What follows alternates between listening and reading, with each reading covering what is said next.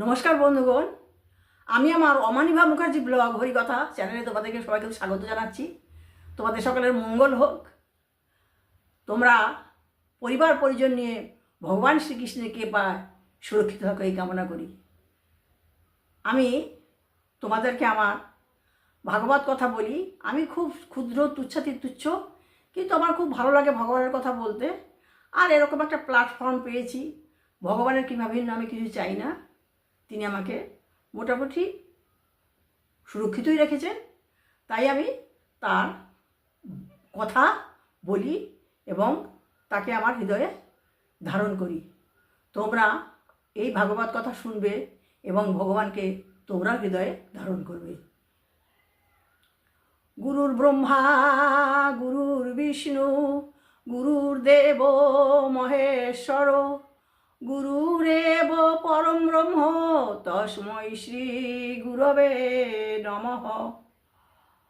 অখণ্ডমণ্ডলাকারম ব্যাপ্তমেন চরাচরম তৎপদং দর্শিতং येन তস্मै শ্রী গুরবে নমঃ। অজ্ঞান তিমিরান্ধস্য জ্ঞানাঞ্জন শলাকয়া চক্ষুरुन्मिलितं येन তস্मै শ্রী গুরবে নমঃ। অসতমা সদ্গময় তমসোমা জ্যোতির্গময় মৃত্যুমামৃতং গময়ম শান্তি শান্তি শান্তি। জয় শ্রীকৃষ্ণ চৈতন্য প্রভু নিত্যানন্দ শ্রী অদ্বৈত গদাধর শ্রীবাসাদি গৌর ভক্ত বৃন্দ। জয় শ্রীকৃষ্ণ চৈতন্য প্রভু নিত্যানন্দ শ্রী অদ্বৈত গদাধর শ্রীবাসাদি গৌর ভক্ত বৃন্দ। জয় শ্রীকৃষ্ণ চৈতন্য প্রভু নিত্যানন্দ শ্রী অদ্বৈত গদাধর শ্রীবাসাদি গৌর ভক্ত বৃন্দ। হরে কৃষ্ণ কৃষ্ণ কৃষ্ণ হরে হরে হরে রাম রাম রাম হরে হরে হরে কৃষ্ণ কৃষ্ণ কৃষ্ণ হরে হরে।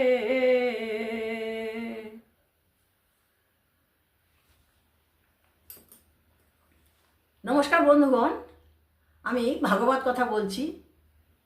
ভগবান শ্রীকৃষ্ণের জীবনচরিত।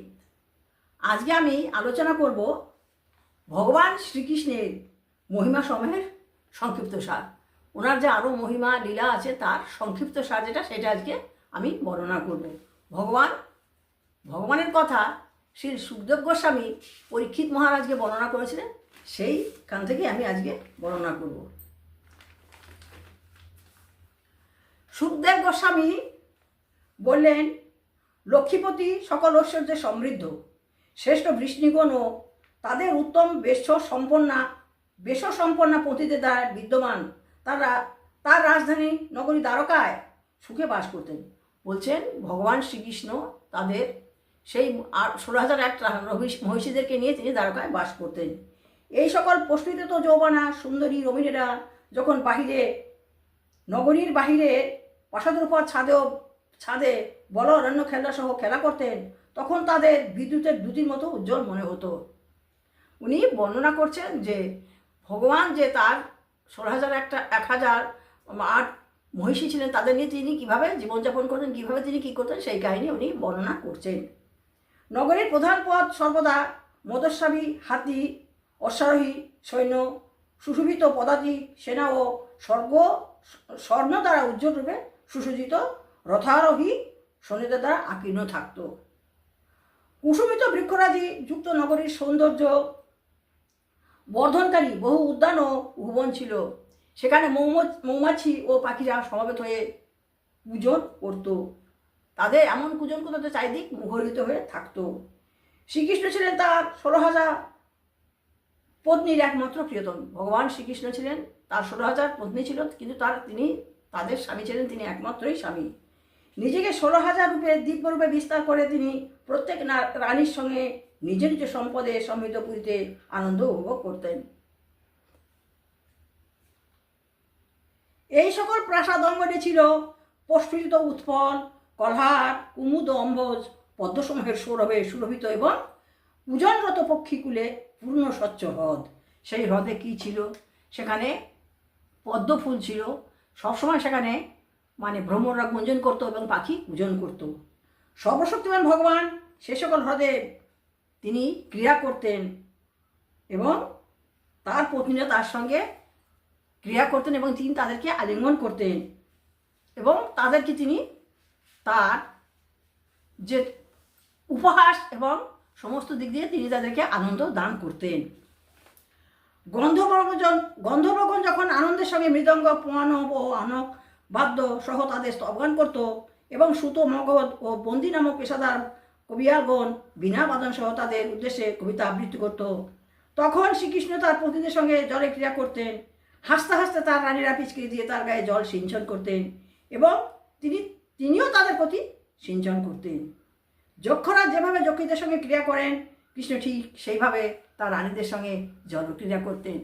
ভগবান জলক্রিয়া করছেন, সমস্ত গন্ধর্বগণ গান করছেন এবং যে কবিয়ালগণ ছিল তারা আবৃত্তি করছেন, সবাই ভগবানকে স্তব গান করছেন। তারা সবাই ভগবানের স্তব গান করছেন। রানীদের সিক্ত বসনের অভ্যন্তর থেকে তাদের উরু ও স্তন স্পষ্ট হতো। রানীরা যখন উঠছে তাদের উরু এবং স্তন স্পষ্ট হতো। তারা যখন প্রিয়তমের দিকে জল সিঞ্চন করতেন তখন তাদের কবরীতে আবদ্ধ ফুলগুলি পড়ে যেত জলে এবং পিচকিরিটি অপহরণের জন্য তারা তাকে আলিঙ্গন করলে তার স্পর্শে তাদের মুখমণ্ডল হাসিতে উজ্জ্বল হতো।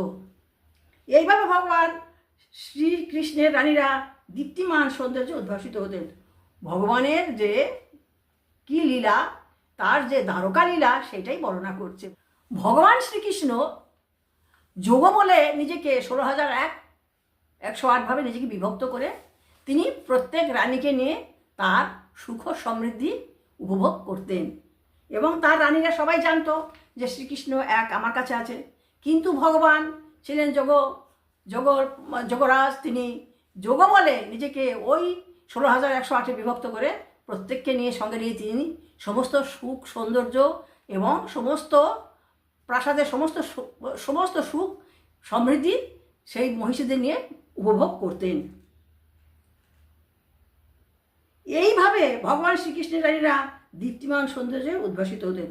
ভগবানের সঙ্গে যখন তারা থাকতেন তাদের সৌন্দর্য এমনিতেই দীপ্তিমান হতো। ভগবান তাদেরকে কৃপা বলে তাকে তাদের মহিষী করে তার সমস্ত তিনি দান করেছিলেন এবং সাধারণ একজন রাজার মতন তিনি রানীদের সঙ্গে তার সুখ সমৃদ্ধি উপভোগ করতেন।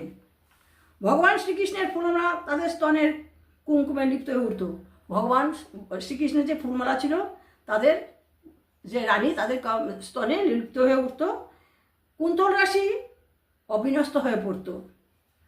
হস্তিরাজ যেমন তার হস্তিনীধরের সঙ্গে আনন্দ উপভোগ করে, তেমনি ভগবান স্বয়ং যুবতী পত্নীদের সঙ্গে জল সিঞ্চন করে এবং তারাও ভগবানকে জল সিঞ্চন করে এইভাবে তারা জলক্রিয়া করতেন এবং সেই জলক্রিয়া উপভোগ করতেন।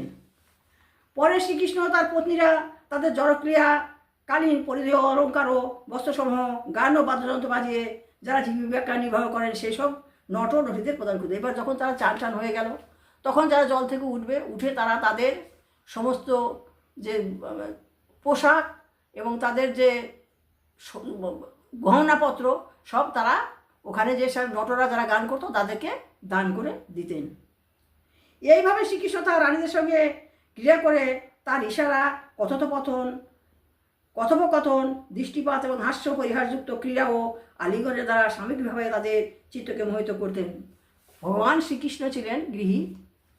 দ্বারকায় তার দ্বারকা লীলায় যিনি গৃহী, তিনি তার সমস্ত চিত্ত দিয়ে সমস্ত মহিষীদের সঙ্গে